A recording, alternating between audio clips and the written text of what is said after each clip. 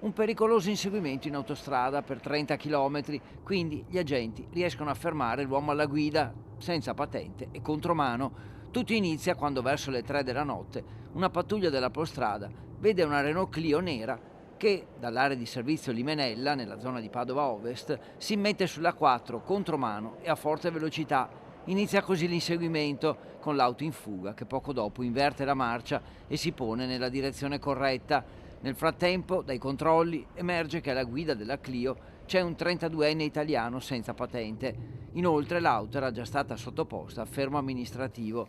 Quando l'auto viene raggiunta e fermata, improvvisamente il conducente riesce a ripartire ad altissima velocità in direzione di Milano. Nuovo, lungo e complesso inseguimento che si conclude in provincia di Verona, quando la Clio finisce il carburante e si ferma in una piazzola di sosta.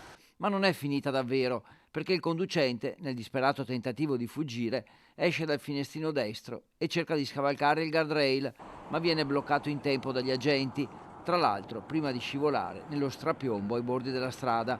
Una fase concitata in cui tutti e tre, conducente e i due poliziotti, si feriscono, ma non in modo grave. Il 32enne così viene arrestato e condannato dal Tribunale di Verona a 4 mesi di reclusione, pena sospesa.